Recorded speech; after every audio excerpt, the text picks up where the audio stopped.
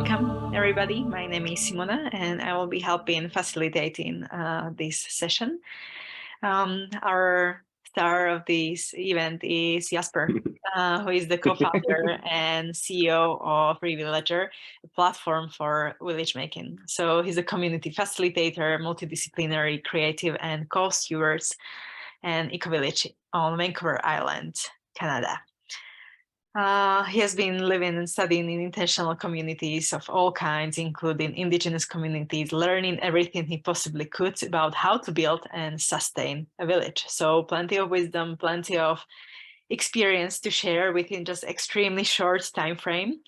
But I'm excited how you're actually going to manage this effort to, to tell us how to create strong social fabric in urban areas, neighborhoods, and local communities. So you must be the artist of the word. And yeah, let's just slowly dive in. Maybe you can introduce yourself some more, and let's explore how to rebuild the foundations of what makes us a community and what makes regenerative village or any village thrive. The floor is yours. Beautiful. Thank you for the warm intro, and I will do my best to solve everyone's problems in 25 minutes.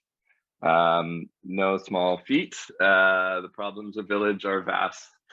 And yeah, I think, first of all, disclaimer, I'm on the prosperity stage, but this is really more of a people conversation. It's really, if anything, it's a social emotional prosperity.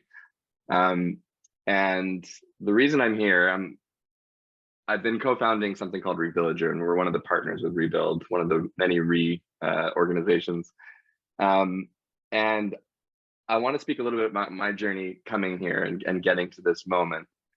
So I have a background in cultural anthropology. I was studying cultures around the world, and I was also looking towards solutions for the kind of meta crises that we are experiencing in the world. And as all of you probably feel, similarly, it kind of dawned on me that our lack of village, our divorce from village in Western culture, and the rise of hyper-individualism is one of the key factors at the root of a lot of the issues we're experiencing now at an epidemic rate. And so if we can find a way to reconnect in deep village, then maybe there's a way we can get through the meta crises of our humanity right now.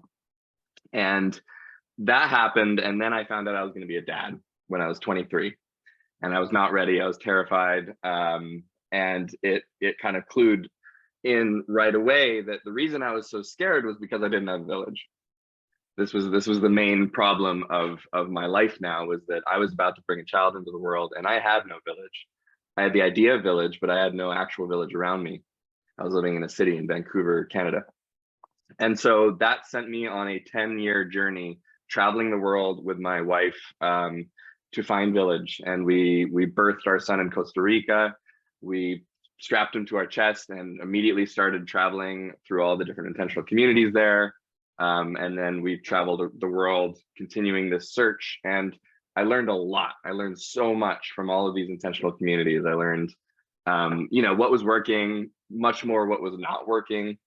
I also spent a lot of time with the Indigenous communities in the local areas that I was going to. Felt really important to me because of the way they've held village.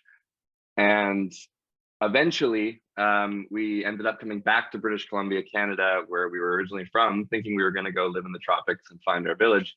We actually developed our own village. And so we're 3.5 years into a village on Vancouver Island, Canada, so the west coast of Canada. And it's called the Shire, and we are about 40 people, including 9 kids, and about 30 acres. And so I've been stewarding this village for 3.5 years with my other co-stewards.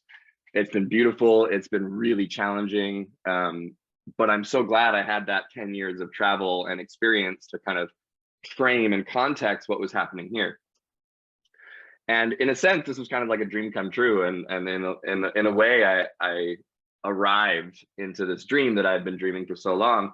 And I realized in my heart that this way that I was living was actually a very privileged way to live, in the sense that a lot of my friends and a lot of the people that I actually wanted to help and support couldn't afford to go buy land together. They couldn't do what I was doing. And coming from a big city in California, Los Angeles, I saw a lot of disparity in wealth and structures, and I was friends with a lot of people from low income and at-risk communities.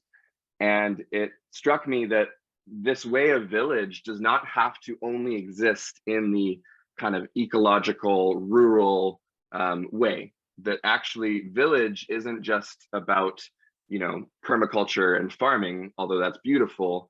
It's also about how we relate to each other and how we actually connect in our local communities. And the village is actually one of the most basic tenets to humanity as we are. It's what gave us the ability to prosper and to flourish the way we did in evolution. And so it's really almost like a state of being and a state of relating rather than what it looks like on the outside or externally. And so how can we bring this village way of life, which is really innate, back into the ways we live in the modern world, which right now is most people is in cities. But if you look at a city, and this is what brought me to creating reVillager, when I was living in the city, I looked around and I said, wow, there's so many people densely populated, so many people together, and yet no one's talking to each other. Parents are all doing this parenting thing as nuclear families. We're all sitting at the park with our kids looking exhausted and tired, but we're not connecting as a village so that the kids can have a village. And so I realized an apartment building is a perfect potential for a village. A neighborhood is a perfect potential for a village. A cul-de-sac in a suburb is a perfect potential for a village. So what is missing there? Why have we not created the villages in these areas? And of course, it wasn't hard to look around and see that everybody was glued down to their phone. They're more interested on what's in their screen than what's in front of them for the most part. And while I was not a techie, I saw both the poison and the medicine that technology had to offer. Because as it stands, our social connection tools are being used for maximizing profit and therefore creating screen addiction. And this makes sense on the back of a foundational cultural heritage of hyper-individualism and capitalism. So when social technology arises out of that foundation, you get what we have now in Facebook and Instagram and the ways in which we are told we're being connected with communities, but really we're being disconnected from community. And so that brought me to create reVillager, which is a platform for village making. And the idea is to leverage the emerging technologies and create a localized social network system in which it's designed specifically for intentional communities, specifically for creating intentional community wherever you are. So of course, the intention is to figure out a way to help people build these communities wherever they are, be it in an apartment building or in a neighborhood. But the key of it is to create a sense of belonging for people and a sense of trust, because these are kind of the foundational aspects of our interrelational safety in a village. And so we've created a digital toolkit essentially for intentional communities that already exist. And that's because intentional communities that already exist and villages that already exist, they understand the need. And being in one for 3.5 years, I've realized there's no tools developed for us. There's people are starting to think about this and create this along with us, which is beautiful. But a lot of the communities I speak to, and including ourselves, we had to use Slack or WhatsApp or Signal or Telegram or Facebook groups, and it's just this chaotic figuring out of how we're going to use all these platforms to communicate with each other. So we wanted to create a platform that's actually specifically designed for intentional communities with the needs and features of a community. And we realized as we were giving this tool out and people started using it, that in order to get it to the level in which people could build communities from scratch and use it in cities and neighborhoods, that we would actually need to start creating some educational resources. Because if you give someone a tool, like a tech tool, but they don't know how to use it, it's not very useful. So we started work on what's called the reVillager Academy, which is our educational hub for people to learn about community. So it's very much aligned with Rebuild and what we're doing here.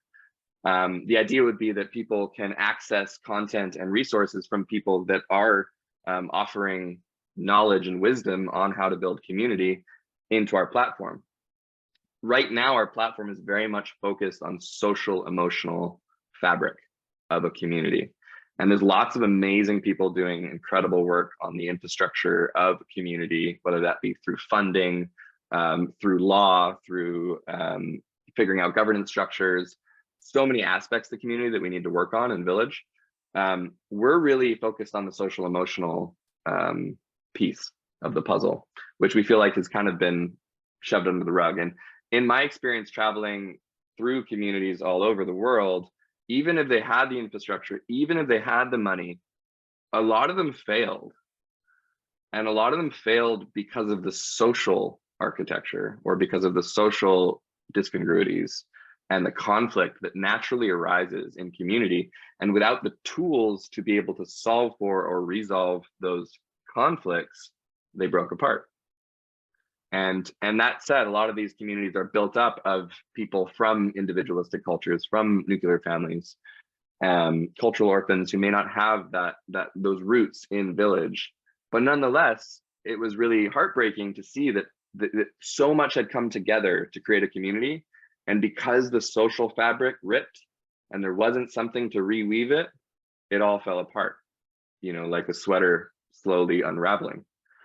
And so we're really thinking a lot about how technology can help with that. So where we're at now is we have a beta platform. We've been testing it with communities. And we actually just launched a Kickstarter 4 days ago, and we're about 60% to our goal, which is incredible. But would love for all of you to go check out our Kickstarter. We have a video that'll explain everything I shared a lot better. And we're really trying to get a community funded project. And then we're going to need a lot more funding in order to really bring this to what we want to bring it to, which is to develop tools of conflict resolution. So we have features of actually how to solve conflict, and not to say that it will only happen on the tech, but the beginning of how to resolve conflict and how to keep conflict in a healthy way in a village. Creating voting and governance tools, creating resource sharing, creating inter-village network, and starting to lean into Web3 so that we can basically have a decentralized network of villages, which again, I know is a common thread, especially in the rebuild world of visionaries and people that are thinking this way, but essentially creating a network of villages so that they can actually communicate, they can trade, they can learn from one another, because right now we're all siloed, reinventing the wheel separately. And we really need, in order to become kind of the super organism that we know is possible, to connect and be able to draw on each other's learnings and learn together. So that's all things that we're moving towards. And obviously we're going to need a lot more funding, but we're going co-op model. We're going to open source all of our code, and we are really excited about seeing where it goes and what community we can bring into it. But like I said, right now we're actually looking for villages to test this, because this is designed for villages on the ground. We're really about the in-person aspect. So that all said, the central problem we're really looking at is that people are more and more individualistic and disconnected. And that's just something we're seeing around the world. And COVID obviously amplified that in a lot of ways. You know, more and more people are moving into online spaces, online communities, the metaverse. All of those things I think have their place, but obviously if too much becomes a problem for our humanity and our biology. If you're familiar with Gabor Mate's work, you know, a lot of what he's speaking to in trauma and addiction and depression is around our disconnection from social fabric. And so online communities and this kind of connection can give us some sense of community, but it does not give us the biological need for in-person village that we need in person. There's things that we can't get through this. And so the central question we have is, how do we reweave trust into our relationships and local communities? Because all of the infrastructure, like I said, is really important, but if the trust breaks, none of that matters. The community fails, right? And so trust is going to break. Any of you who have lived in community, you know trust breaks sometimes. And so there needs to be a process for reweaving that. And collectively, no one really trusts anything right now. We don't trust politics. We don't trust our institutions. We don't trust technology. And because of that, a lot of people don't even trust their neighbors. and because of COVID, a lot of people became afraid of each other. And so how do we reweave on a collective level trust, basic trust for each other's humanity? And, tech is not the solution. Just clearly stated, I do not believe tech is the solution, but it can be a tool. And there's this great quote that Tristan Harris uses a lot, which is that the real problem of humanity is the following. We have Paleolithic emotions, medieval institutions, and godlike technology. So that's a problem. So we believe with reVillager that it's about a movement from the ground up at the local level out. And just like healthy cells in a body make a healthy body, and healthy individuals make a healthy communities make a healthy society. So it's about how do we actually harmonize our basic biology with the biosocial core needs that humans have, and with the emerging technology that's coming out, that we're really experimenting with. It's really a Cambrian explosion right now in technology. And so we're just trying to find the harmony between that Cambrian explosion of technology and with our actual humanity, our actual core biological needs as social beings. So I want to open it up now to some interaction. That's kind of my share about reVillager, about myself, about what the problem we're really focused on, and how we're using technology to try and help solve for some of the ways in which it can interact with villages. So my question, and let's just do this popcorn style. You can unmute yourself right now, as long as there's no big noise happening. And popcorn style, I want to start with the very, very, very basic. What does trust mean? And I want to say this because in the Web3 world, there's this focus on the trustless system, which is beautiful, and it solves for a lot of problems. However, village can't be trustless. If we're talking about in-person, on-the-ground village, we need trust. So what is trust to you? Yeah, go ahead, Stephen. Trust for me is something that is initially given, but is also tested through actions and feedback.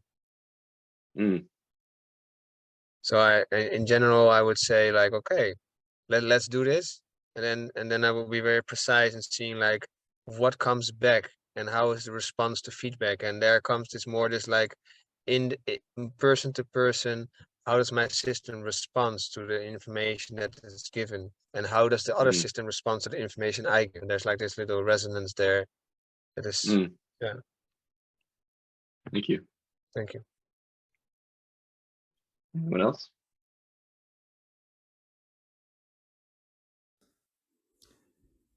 Yeah, for me, I think of reciprocity, how Robin Wall Kimmerer talks about this relationship that goes beyond the human, that is actually ongoing within our environment, within all the living beings. So there's this constant give and take that's going on, and there's communication going on to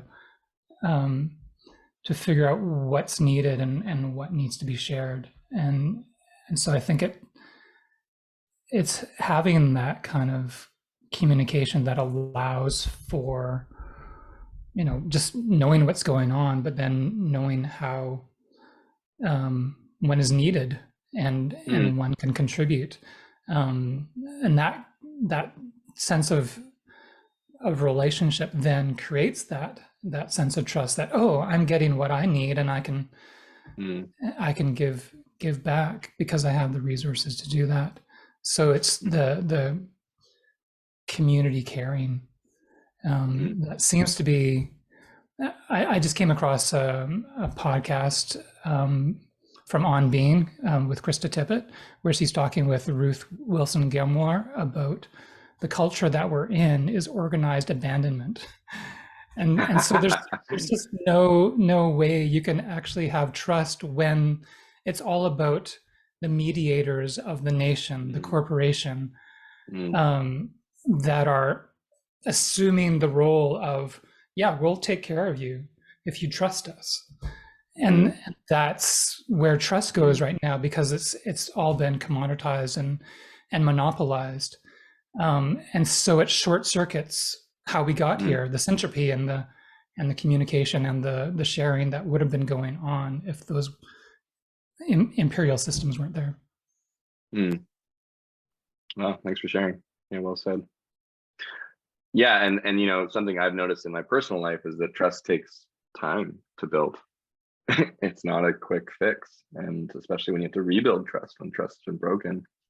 I have just a few more minutes here. I have one more question that feels really important for the village aspect, which is, you know, how does one build trust in a community or rebuild trust if it's been broken or when it's been broken? You know, what are the rituals that communities have? What are the practices and processes that communities have to build, create, and rebuild trust? And I'm curious what your experiences have been, and if anyone would like to share on that. It would be fantastic if somebody who actually lives in a village can share this, because this is a proven method, probably, or based on certain experimentation. So is there anybody who can tell like how to build and rebuild trust within communities?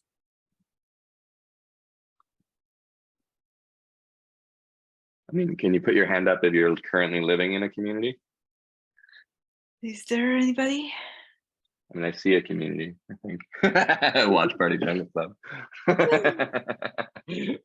Maybe we can build up on the thing that Richard mentioned. If I trust you, I will be generous with you, and I will put precious parts of myself in your care. So it makes me think, like, as a village, like as a collective, creating something, an offering that shows like we care more about the people, because like people are what makes us a community. So like giving back, being the first one to give, always shows the willingness to be vulnerable and to actually do things unconditionally. And that's how the trust is built, right? And also, Totally. I think that from my perspective, it's just like trust is about integrity, and it takes time to feel into whether the person is in integrity with what they're saying and what their actions are. And this is something that is also built and rebuilt within the community program and how people show up. And yeah, that's perspective. Christopher, are you raising your hand? Yeah, I was. You know, I was going to say that in my experience, you know, two of the most important pieces are having a conflict mediation process outlined before you're in conflict. That's incredibly important to do, because then you have something to point to and say, hey, we all agreed on this, and you can move through a process. And honestly, I think the hardest part for most of us is that we will all make mistakes, and we need to take ownership of those mistakes. Sometimes it sounds simple, but it's incredibly hard. And so to be able to take ownership in community and oftentimes say, I screwed up. I know I affected people, and I don't exactly know how. So if you have something with me, please bring it, is to me one of the things that builds trust. It still takes time, but it's really about ownership and vulnerability. And inner work maybe as well, right? So this cornerstone. Okay, we're almost done. Are there any last words, Jasper? What would you like to share with us, or how can people reach you? What do you want to leave us with? Yeah. Well, thank you all for coming and sharing in this. And it was quick, so we were just punching through things. Trust takes a long time to build, so we're not going to solve it all right now. But again, I'm with reVillager. We have a booth here, so you can come talk to me throughout the conference. There's a booth time tomorrow. Also, feel free to message me. I'm super open and excited to connect with people. reVillager is a platform. We are currently kickstarting a crowdfunder, so please go check that out. Please donate and share if you support the idea and the movement. There's a video all about it, and we're trying really hard to make this a community platform. So it really takes a community to build this, and it takes a village. And yeah, please connect. I'd love to support all of you as well in your villages and in your projects. And yeah, thank you from the bottom of my heart, and I hope this is the beginning of building some trust with all of you. Yeah. One more thing, where can people reach you personally? The best, like, is it an email? Is it LinkedIn, Facebook, WhatsApp? Great question. I'm on everything. You can reach me at my email most clearly. It's jasper@revillager.com. But as I said, I have a booth here, so you can come to our virtual booth at Rebuild and connect with me there. You can look up reVillager, Instagram, Facebook. We're there as well. So anywhere you like, really. But my personal email is jasper@revillager.com, and please do connect if you feel. Okay, perfect. Thank you so much, Jesper, for sharing your wisdom and your perspective, and everybody who has showed up. So thank you so much, and hopefully see you around the festival. Sounds good. Thanks, everybody. Thank you, everybody. Bye. Have a great day.